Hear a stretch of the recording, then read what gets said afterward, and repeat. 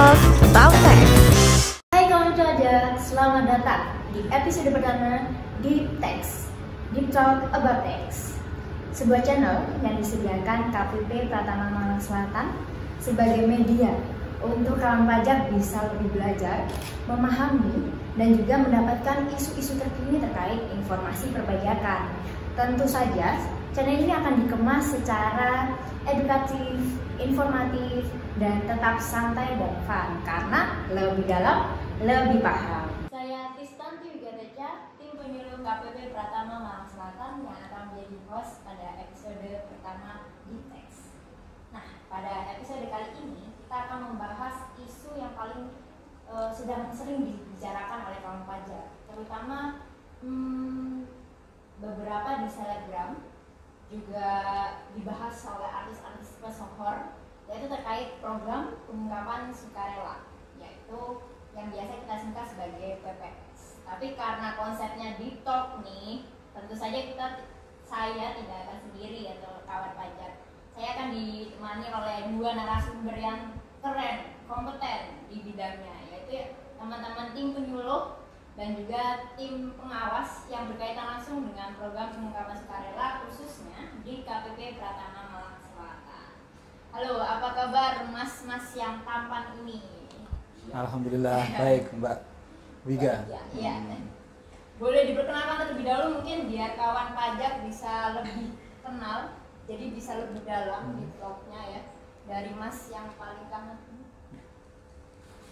Baik, perkenalkan nama saya Hanafi. Saya salah satu tim dari penyuluh KPP Pratama Malang Selatan.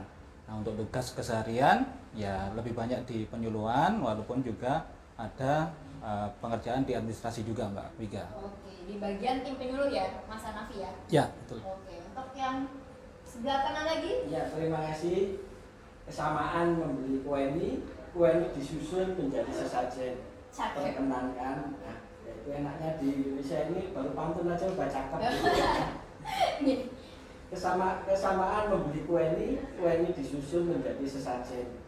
Perkenalkan, nama saya Sony, kata orang mirip Jackie Chan. Oh, mantap. orangnya siapa nih Om? Ya dulu ya tanya ibu saya. Oh iya, siap. Sekarang mirip kayak Kenta ya. Oh, kayak Kenta. Iya benar, tokonya sih sepertinya mirip Kenta sih. Ya, kurang lebih begitu. Ya. Saya ditugaskan sebagai representatif atau sebagai pendamping di wilayah khususnya Kelurahan Samaan dan Kelurahan Pangkalan Selatan.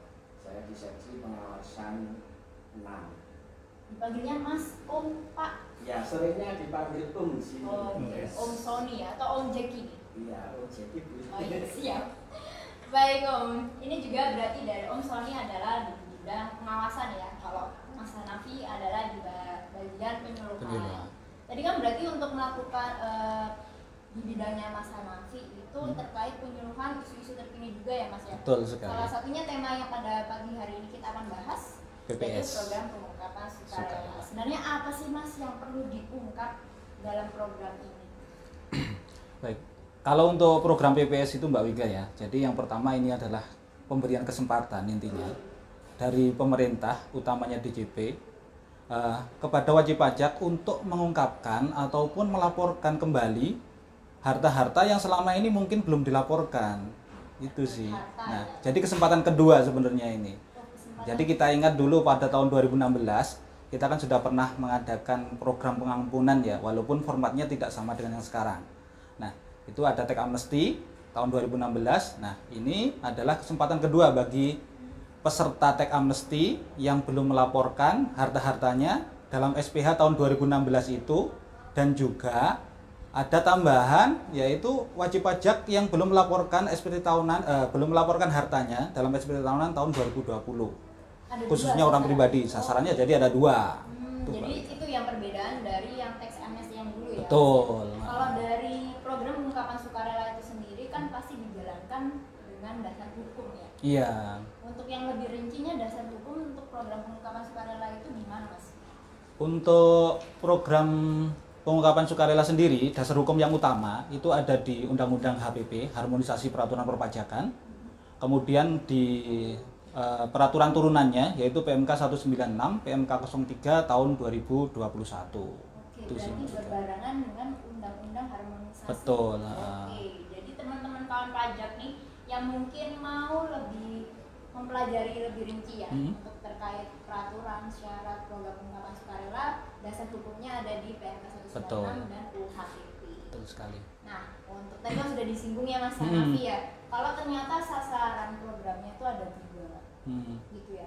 Sebenarnya program pengungkapan sukarela ini itu didasari latar belakangnya apa nih? Kok tiba-tiba dilahirkan program pengungkapan sukarela sama Direktorat Jenderal Pajak?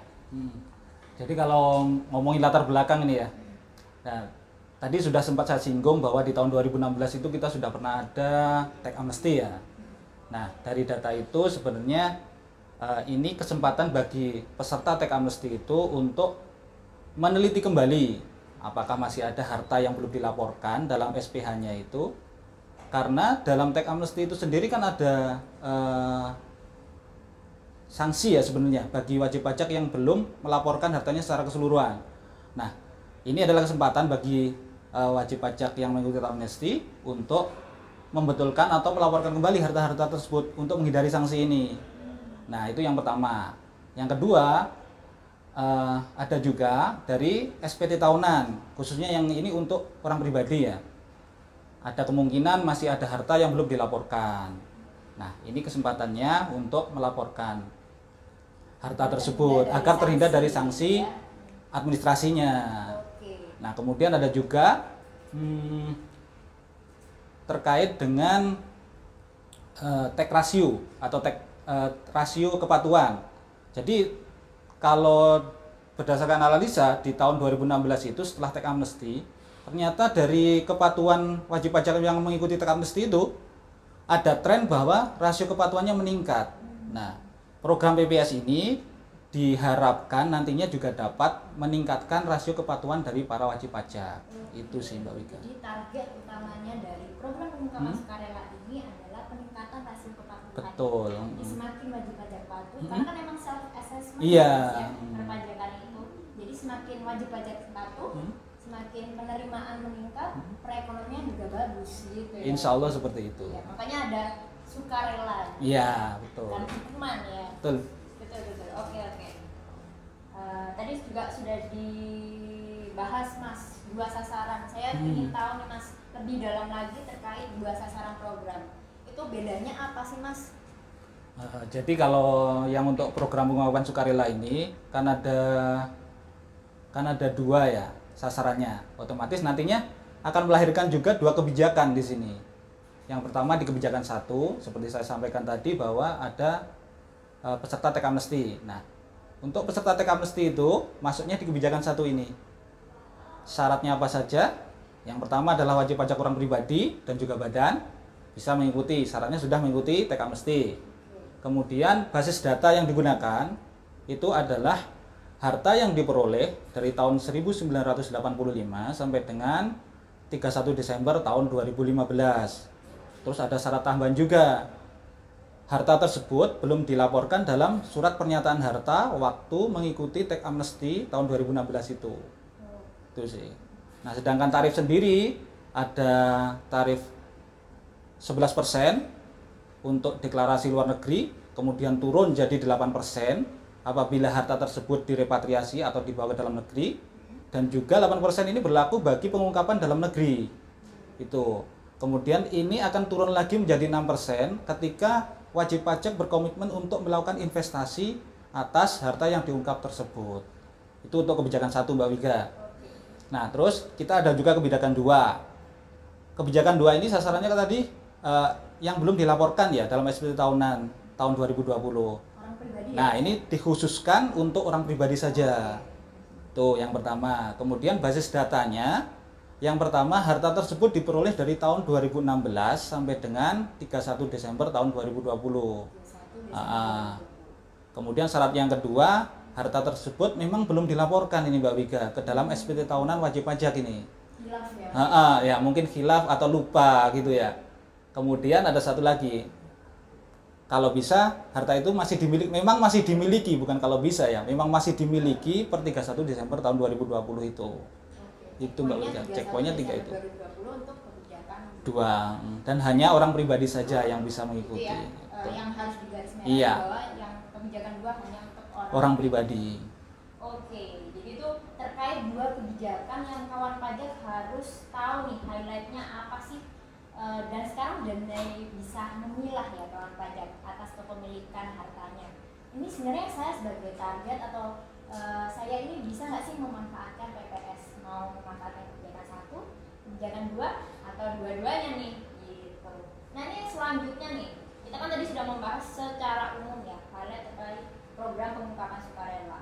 Ini kita akan mendapatkan informasi langsung dari pegawai yang mengawasi. Jadi sudah ada tindak lanjut terkait data. Sebenarnya kan Mas Hanafi program ini sudah berjalan 5 bulan ya. Iya, betul sekali. Dari Januari 2022 launching HPP juga ya. Iya. Itu dan sudah hingga sampai bulan ini ya. Itu untuk periode Pastinya sih sampai dengan 30 Juni ini. Oke, berarti sebentar lagi ya. Sebentar lagi. Dan ini yang perlu ditegaskan juga hanya 1 periode saja, nggak ada pengulangan lagi. Oke. Jadi waktunya tinggal sebentar aja. Iya. Nah itu sudah ditindaklanjuti oleh pegawai pajak dengan mengirimkan surat cinta baik dari email maupun mungkin teman-teman kawan pajak di rumah ada nih yang mendapatkan surat cinta dari pegawai, terutama Om Sony terkait pemanfaatan PPS ini. Nah, gimana nih Mas? Om Sony, maaf, Om Jaki, maaf. Dari pihak pengawasan surat cinta yang apa sih Om? Kok bisa ngirim surat cinta? Kondisinya apa? Terima kasih Mbak Wida. Bicara tentang cinta, itu kita kan kalau saya cinta kepada Mbak Wida, itu kan mestinya saya ingin mengungkapkan rasa cinta saya. Iya, yang menggebu-gebu ya. Iya, kira-kira Mbak Wida cinta saya apa enggak ya? Aduh, Om kamera nih. Karena ingin menunjukkan rasa cinta saya, makanya saya memberikan informasi kepada kawan pajak. Yang pertama mungkin informasi tentang adanya program PPS ini. Yang kedua mungkin setelah kita dapat informasi dari berbagai pihak, mungkin dan kemudian kita sandingkan dengan SPT tahunan, diindikasikan mungkin ada harta yang belum dilaporkan atau belum dicantumkan dalam SPT tahunan wajib pajak. Begitu ya. Berarti ada data ya, Om ya, yang Iya. Om Sony ini dapatkan. Dari mana sih Om sumbernya nih, ngarang mungkin Om Sony gitu. Orang Mas Aris aja nggak tahu loh. Kalau dia punya penthouse 5 miliar. Iya. Nah ini karena Mas Aris nggak nanya istrinya, tapi nanya. Bicara tentang istri itu sebenarnya kalau saya ya istri saya itu tahu semua harta saya. Oh gitu. Sampai-sampai uang 100.000 di kaos kaki saya itu istri saya tahu. Itu tips ya. Ini juga Iya. informasi tips rumah tangga. Jadi Ya. kalau misalnya Bapak Ibu ini ada yang hartanya kelupaan, coba tanya istrinya, barangkali istrinya yang tahu. Ya. Nah, bicara tentang istri tadi, jangankan istri ya, DJP juga mengetahui apa ada harta yang mungkin belum dilaporkan. Informasinya dari mana saja. Ini juga terkait tentang harta mungkin kepemilikan tanah dan bangunan, kepemilikan kendaraan bermotor, mungkin juga data agunan, ada juga mungkin tabungan dan deposito. Nah, ini datanya bisa kita dapat dari berbagai pihak. Dan kemudian kita sandingkan dengan SPT tahunannya dan kemudian kita tuangkan dalam surat yang disampaikan kepada wajib pajak, baik melalui email ataupun melalui surat yang kami sampaikan melalui pos. Oh iya, berarti ada sumber datanya yang diolah dari pihak pengawasan, lalu dikonfirmasi ya. Untuk surat itu kan bukan peringatan Om ya, dikonfirmasi ya, Betul. media konfirmasi. Karena penting ya komunikasi ya, Om Sony. Iya, namanya cinta ini penting. Oh. Ya Om, benar-benar. Nah, karena sebagai salah satu petugas nih, kawan pajak ini tidak perlu ragu ketika kawan pajak mendapatkan email atau surat cinta ya Om Sony ya. Tidak perlu takut atau galau menanyakan ini maksud kalau misalkan memang tidak memahami ya terkait tujuan dari surat itu sendiri. Iya betul. Tidak perlu takut nih, salah satunya pengawasnya seperti Om Sony yang sangat ramah dan penuh cinta ya Om Sony ya. Jadi jangan ragu untuk menanyakan langsung ke pembuat suratnya ya Om Sony ya. Iya. Gitu. Siapa tahu nanti melewatkan pemanfaatan program ini malahan ya. Nah, jadi teman-teman kalau misalkan memang mau atau masih kepo terkait program pengungkapan sukarela, bisa langsung juga salah satunya menghubungi akun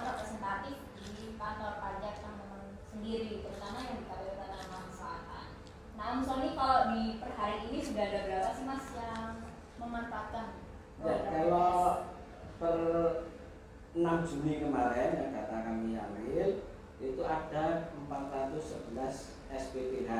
Oke. Ya, di mana tebusannya sudah mencapai 30 miliar. Oke. Alhamdulillah. SPPH itu surat pengungkapan harga itu. Betul ya. Ini kami sampaikan. Terima kasih dan apresiasi kepada kawan pajak yang sudah mengikuti program yang kami tawarkan. Ya, betul sudah ada 400 ya tadi. 400 ya. Oke. Untuk lebih menarik lagi, sebenarnya kalau dari Om Sony, manfaat dari PPS itu sendiri yang harus dimanfaatkan oleh kawan pajak apa? Ya, bagi Bapak Ibu atau kawan pajak yang ingin memanfaatkan program PPS ini, tentu saja yang pertama itu kita akan tidak dikenai sanksi sesuai pasal 18 ayat 3 Undang-Undang Amnesti Pajak. Yang kedua, tidak diterbitkan ketetapan.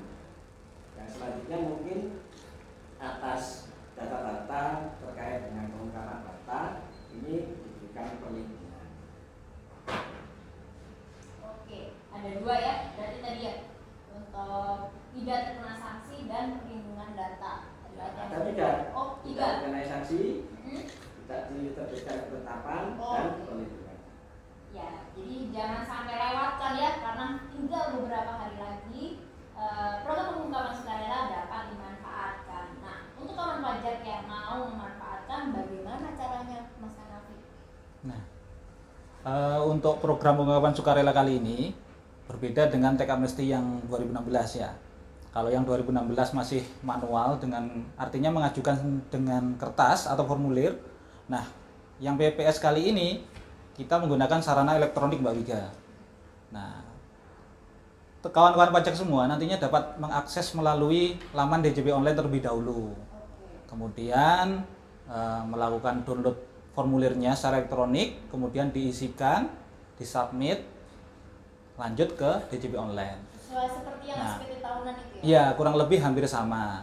Nah, nanti tinggal disubmit dan dilakukan pembayaran sampai dengan muncul mendapatkan SPPH. Itu semuanya secara elektronik Mbak Wiga. Dan karena ini menggunakan laman web, otomatis kan tidak ada batasan waktu ya. Jadi bisa 1 kali 24 jam, 7 kali seminggu ya. Di mana saja dan kapan saja sebenarnya. Nah, kalau untuk tutorial bagaimana cara mengajukan SPPH secara lebih lengkap, nah nantinya teman-teman bisa mengecek melalui akun YouTube KPP Pratama Malang Selatan juga ada, atau DJP Ditjen Pajak RI. Oke, YouTube official. Iya, YouTube officialnya Ditjen Pajak. Tutorialnya ya. Betul. Rinci Lengkap lagi. dan rinci. Oke, itu tadi program pengungkapan sukarela.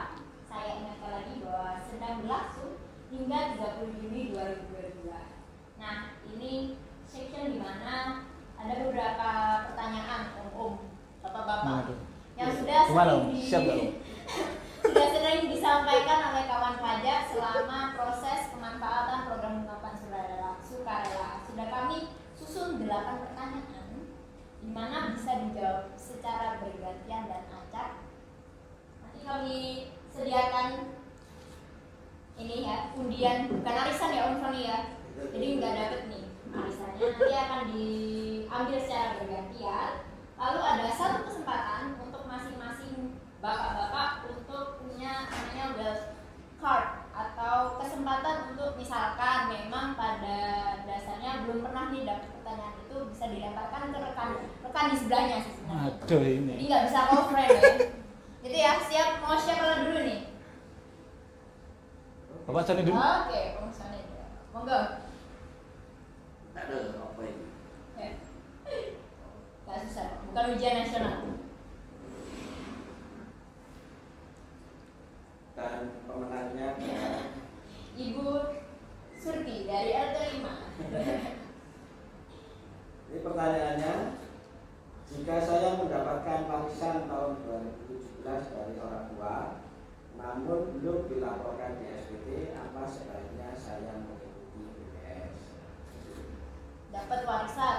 Dapat warisan di tahun 17. Oke.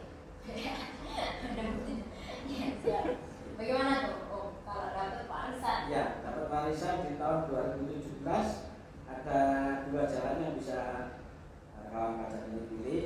Yang pertama bisa melakukan pembetulan SPT dari tahun pajak 2017 dan seterusnya. Kemudian atau dua, bisa mengikuti program BPS yang kami tawarkan. Oke, ada dua pilihan Ada dua pajak pilihan. terkait warisan orang tua ya. Iya. Oke, lanjut. Sudah benar itu, 1 poin. Ini yang Deg-degan kalah saya, Om. ada hukumannya nih kayaknya. Dapat door prize. Dapat door prize. Dan hostnya Mas Aris.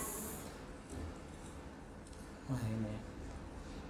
Pertanyaannya Om Sony. Apa ya? Jika baru memiliki NPWP tahun 2021, apakah tetap harus melaporkan SPT tahunan OP tahun 2020 jika ingin mengikuti PPS? Saya atau jenengan yang jawab? Mau. Udah mau dilempar aja sama Mas Aris. Coba kita. Jadi sebenarnya kalau baru terdaftar di tahun 2021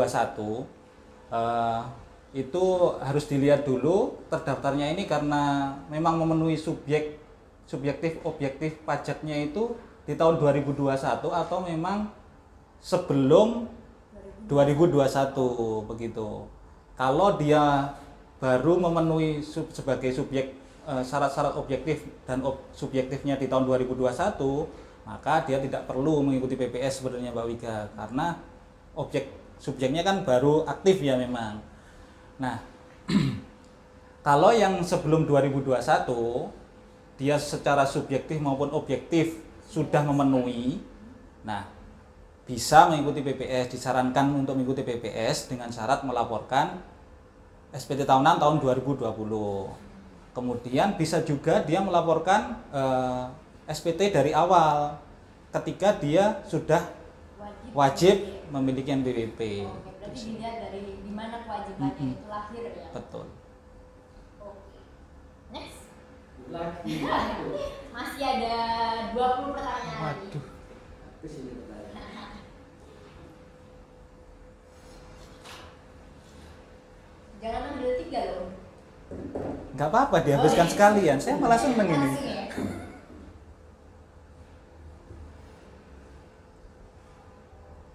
Bagaimana, ini pertanyaannya, bagaimana jika saya mendapatkan SP2DK bulan November 2021 atas data yang belum diungkapkan? Ini pertanyaannya. Ini atas data yang belum diungkapkan tahun 2017 juga kira-kira ya. Jadi ini juga SP2DK yang kami terbitkan itu tidak menghalangi kawan pajak untuk dapat mengikuti program BPS ini. Jadi kalau misalnya memang sudah sesuai, bisa melakukan pembentukan SPT tahunan atau mungkin bisa mengikuti program BPS yang kami tawarkan. Jadi mau saja walaupun sudah ada SP2DK masih bisa mengikuti program BPS. Jadi tidak ada larangan ya. Tidak ada Jika memang larangan. sedang ada SP2DK. Karena SP2DK surat cinta aja ya masih ya. Iya, Jadi masih. tidak selamat. Oke. Oke Om, terima kasih. Ini sudah cukup? Oh, Lanjut. 8 ini, 8 pertanyaan utama yang harus dibahas karena sering ditanyakan oleh kawan pajak. Ini pertanyaannya Om. Apakah WNI yang tinggal di luar negeri dapat mengikuti PPS? Ya Pak Om. Boleh atau enggak Om? Ini jadi forum diskusi nih Om. Nah, bagi wajib pajak yang berada di luar negeri atau tinggal di luar negeri, sebenarnya kan ada ketentuan masa tinggal ya.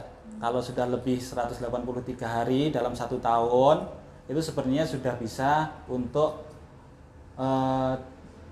meminta ditetapkan sebagai wajib pajak luar negeri. Itu yang pertama. Kalau dia sudah menjadi wajib pajak luar negeri, otomatis memang tidak bisa mengikuti PPS.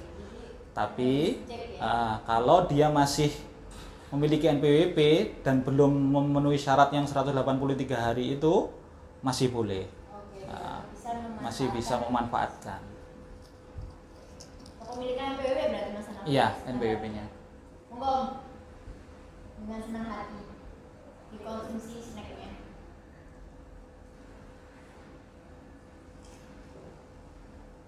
mengapa wajib pajak badan tidak dapat mengikuti BPS?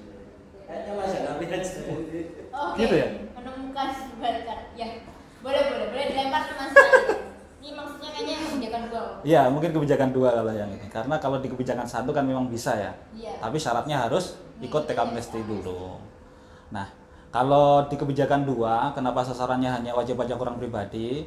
Karena yang pertama untuk entitas badan itu kan secara administrasi dia sudah lebih baik. Yang pertama itu. Yang kedua, dia juga membuat pembukuan. Kemudian ada juga kemungkinan dia pasti membuat penyusutan juga Mbak Wika. Jadi harta-hartanya kan pasti sudah tertulis secara rinci ya. Nah itulah mengapa yang diikutkan di teks amnesti, yang di kebijakan 2 hanya orang pribadi saja. Karena secara administrasi dirasa untuk badan itu sudah lebih baik. Oke.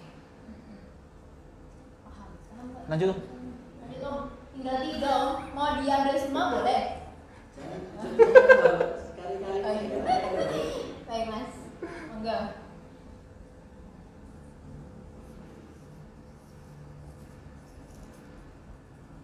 Ini pertanyaannya, jika saya sedang diperiksa tahun pajak 2016, apakah saya bisa ikut PPS? Nah, ya kalau syarat untuk ikut kebijakan PPS yang kebijakan 2, karena ini tahunnya kan 2016 ya Mbak Wika ya, tahun pajaknya, itu memang tidak sedang diperiksa. Jadi kalau sedang diperiksa di tahun pajak 2016 sampai dengan tahun 2020, ya otomatis memang tidak bisa mengikuti program pengungkapan sukarela ini 2016 sampai 2020. Monggo. Menjadi detik-detik terakhir Om. Nilainya 50 ya. Jika tidak memiliki NPWP, bagaimana cara memanfaatkan BPS? Gak diganti ya pertanyaannya. Apa ya? Nggak habis ya? Ya. Iya. Jika kawan pajak belum memiliki NPWP dan ingin mengikuti program BPS, kawan pajak dapat mendaftarkan dulu untuk diterbitkan NPWP oleh kawan pajak, bisa melalui online atau bisa langsung datang sendiri ke kantor pajak.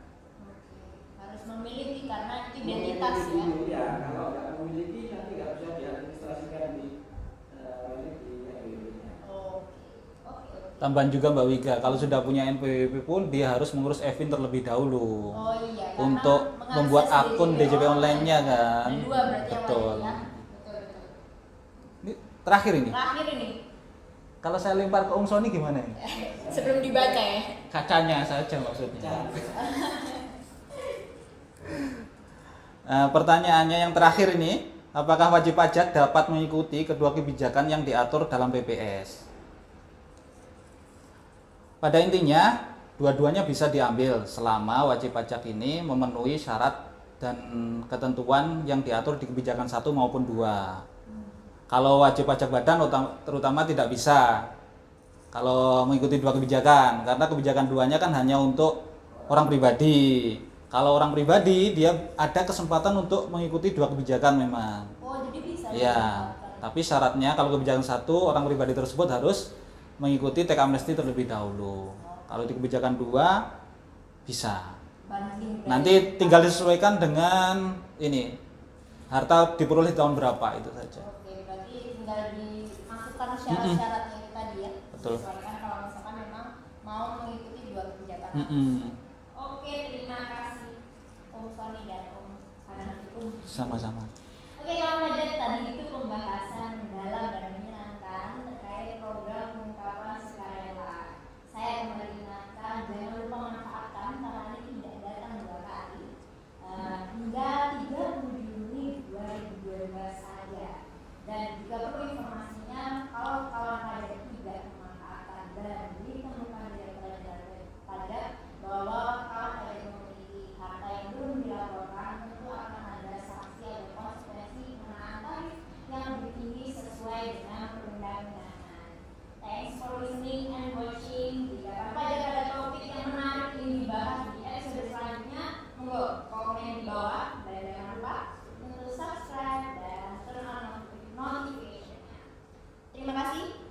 Sony, Om Sony. Sama-sama Mbak Wika. Ilmu yang sangat bermanfaat. Ini perlu dibantu karena ini program pengungkapan sukarela hanya sekali nih Pak, mungkin dibahas di episode selanjutnya kan. Itu ada tagline-nya yaitu gotong royong, adil dan setara. Nanti dibantu untuk menyuarakan ya. Siap. Oke. Program pengungkapan sukarela, Gotong royong, adil, setara.